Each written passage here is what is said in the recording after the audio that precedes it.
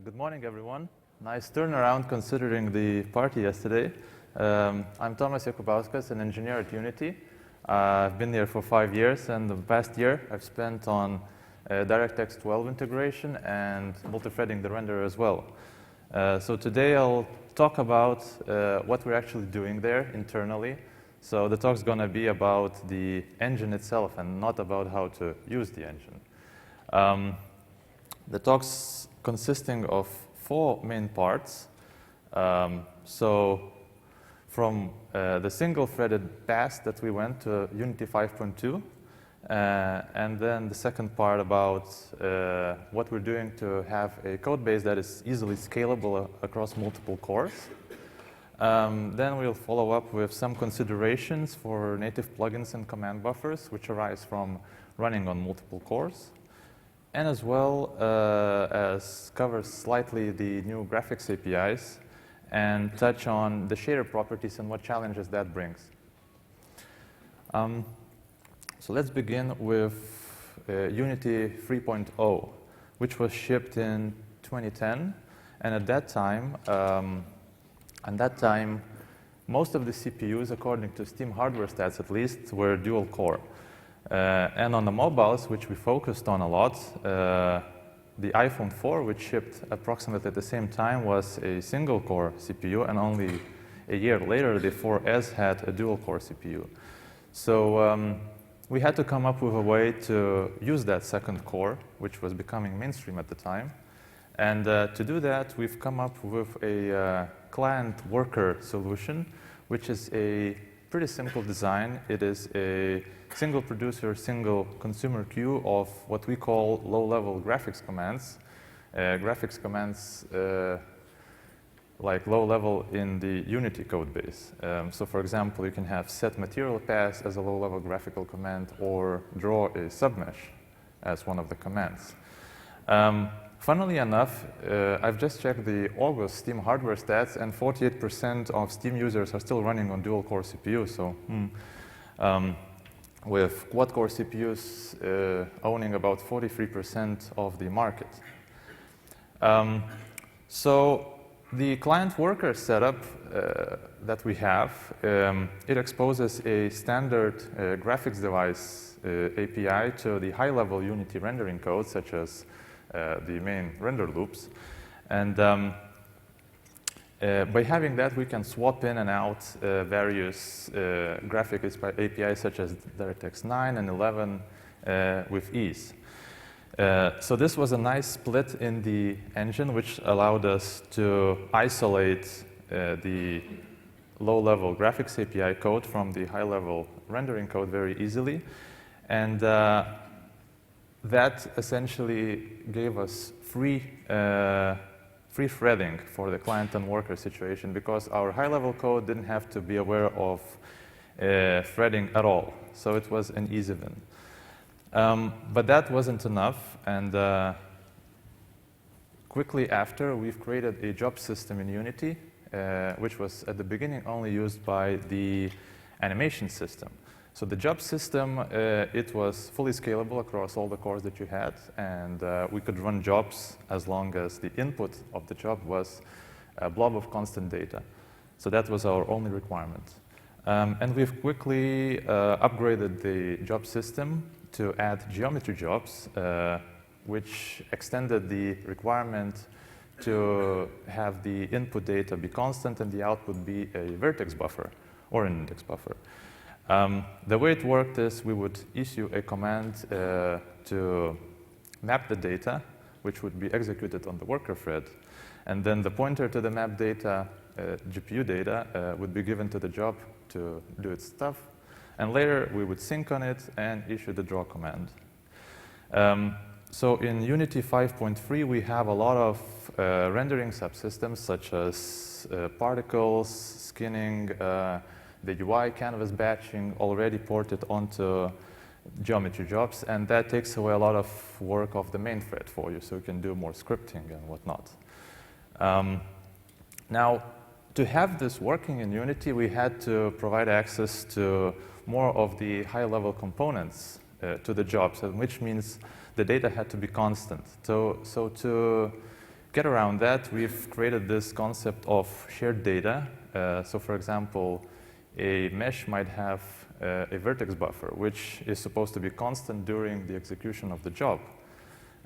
So this shared data is simply a ref-counted block of memory, which those low-level graphics commands that we have would take a reference to.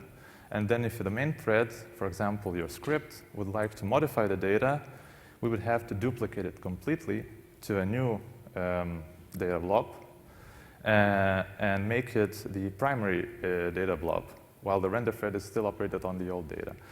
So this was a step forward to having some thread awareness in the engine, and it allowed us to make pretty significant wins in the area. Now, some things, it didn't make sense to put some things into such shared containers. For example, shader changes. When you change the shader in the editor, it is very expensive to keep track of all of the materials that you use. And because it only happens in the editor, we just flush the graphics queue. And that causes a tiny bit of a stall, but it is a very rare occasion to happen. So moving on, to properly scale rendering, we had to look beyond the two-thread system of client-worker and move away all of our render loops onto other cores.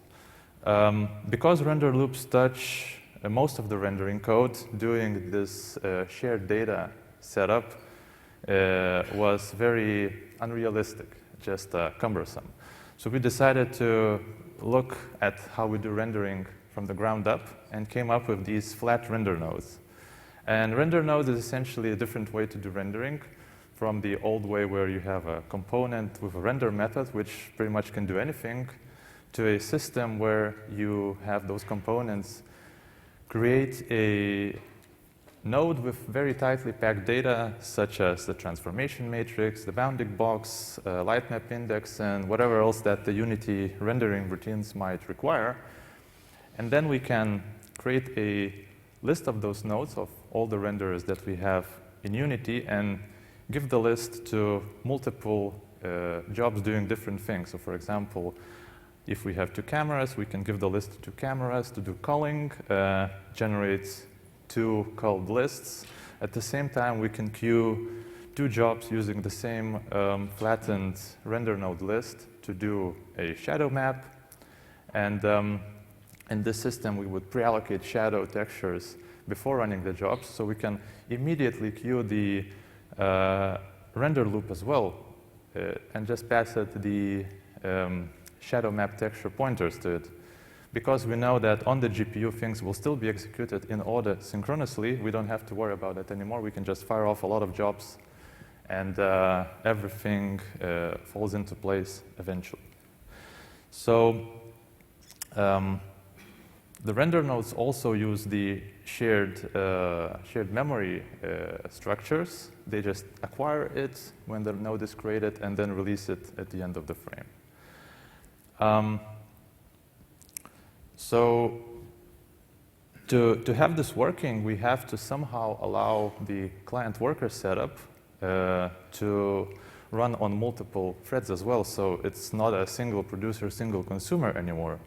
Luckily, it was very easy to extend into a client's worker solution, essentially preparing one of our own internal command buffers on every thread, and then having the worker thread just execute them in a particular order that we want.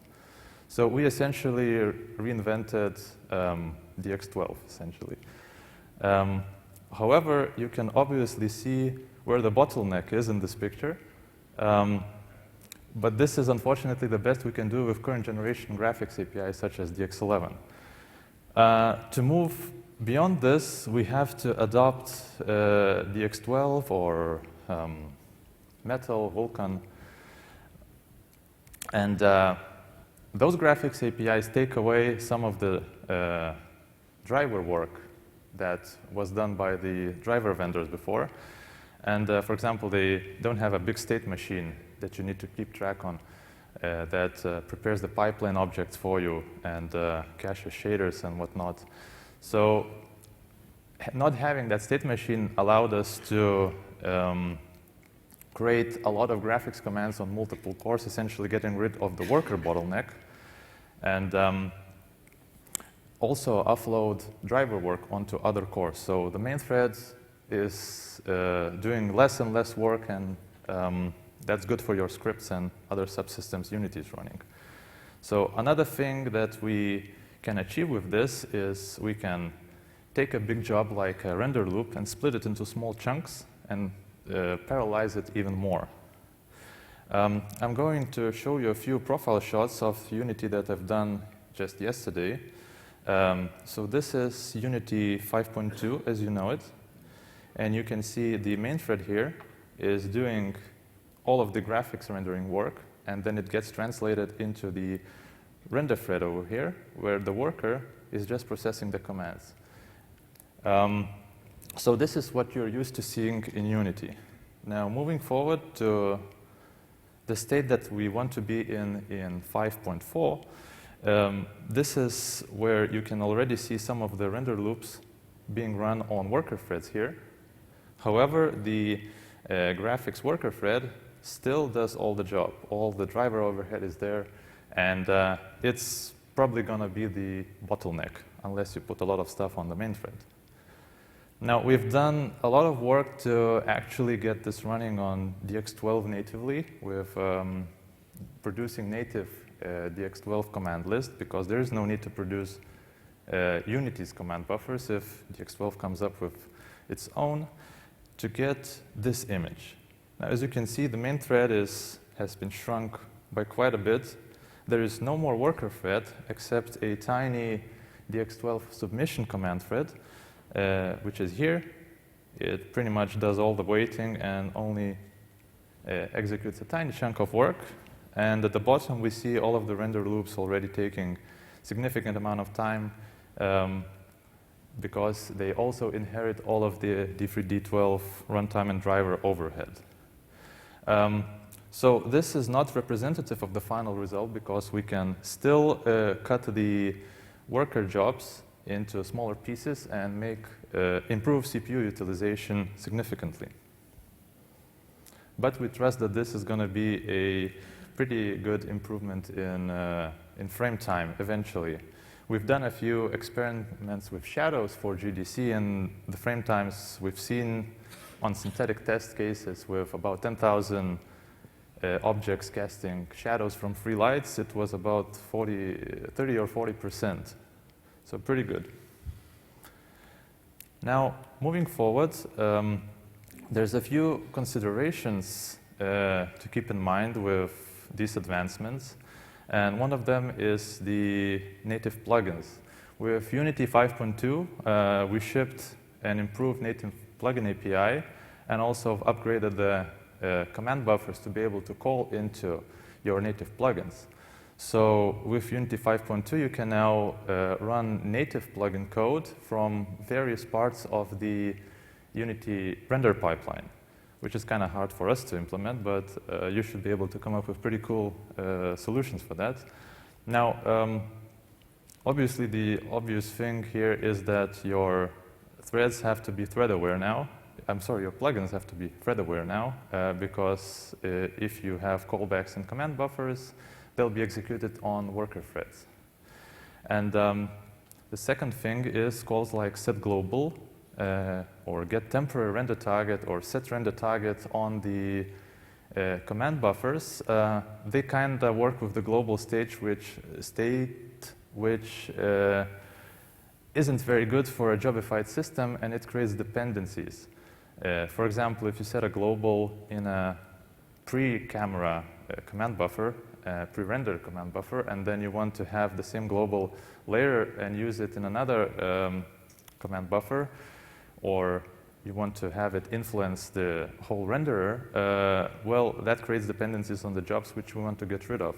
So you won't have to do anything to fix this, but you will see that we will change the order of execution of your command buffer calls not changing the actual results that they produce, just the order.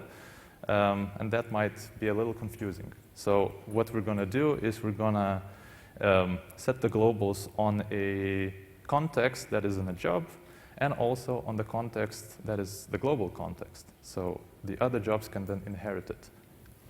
Also, when it comes to the native plugins, we'll have to improve the native APIs iteratively, especially for DX12 and possibly Metal and Vulkan, because of the different requirements. Previously, you could just get like a D3D device pointer and access all of the state and do whatever. Now you have to think about fencing, about resource barriers, and all of those kind of things. So in 5.2, the DX12 plugin, for example, is only suitable if you want to do some sort of a texture streaming solution for video playback, for example. Anything else, if you have plugins that do anything else, let us know. We'll work with you to implement a new native API. Other considerations are mostly about the new binding model, which is going to be a concern in DX12 and Vulkan only. Metal didn't do it. So first I'm going to tell you about how shader properties work in Unity. And the shader property is what you set on the global property sheet, on the material, or a material property block. So the global property sheet is only one, and you can modify it using the set global vector, for example, or set global texture calls. And everything else overrides properties in that sheet. Following is the material property sheet, which is one per material. It overrides global properties, and this is what you usually use for setting up your shader properties. And then there's the material property block, which overrides everything that I mentioned. It is more rarely used. The sprite renderers use it, for example, to set the correct texture from the sprite. And having this three-tiered structure where the decision which property to use from which level essentially creates a problem for us, because we cannot pre-bake, well, we cannot easily pre-bake constant buffers for us. So constant buffers. Normally, starting with DX11, if you just use constant buffers and not worry about anything, well, they'll just be in one buffer all the time, and it's pretty much going to be dirty every draw call, so you have to reupload all of the data, and it's quite inefficient. So in Unity, we have specified some of the most commonly used constant buffers with known frequency, such as Unity per draw, Unity per camera, and others, per light, to reduce that update frequency. Unfortunately, they don't map to property sheets directly in any way, and if we wanted to create a property sheet for a renderer, like pre-bake the property sheet for a renderer, we'd have to check the material property block, the material, and then the global list very late in the pipeline. This is not something we have solved yet, but we have pretty clear ideas on how to do research in this direction. Now, this doesn't really concern most of you unless you author large shader suites. Then you have to be slightly more careful with what you do with your constants and define constant buffers based on frequency carefully. So I believe this is all I had to talk about. It's a very quick overview of what we do, and I just left some time for questions, so you can, ask about DirectX 12 if you're interested in, or some roadmap things. Any questions? Yep, there's one. Right microphone.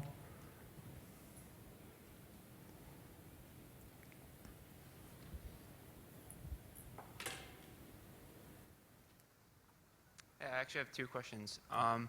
The first was, I think Aras's presentation said you guys you were looking into Vulkan, but not acting on it yet. I was just wondering, like, the rough, I mean, is there any progress being made there, or are you still kind of like wait and see? Sorry, looking into Oh, Vulkan, sorry. Vulkan. Well, I'm not on the Vulkan team, so I don't have the exact data, but as soon as we get the SDK, we'll start working on it.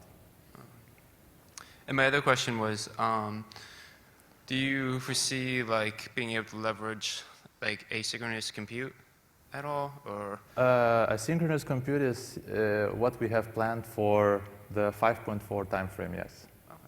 So the idea with asynchronous compute is that we want to add a synchronous execute in a command buffer that you can sync on later on another command buffer. Okay. Thank you. Any other questions?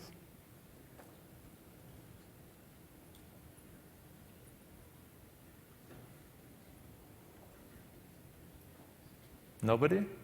Okay then, thank you very much for coming.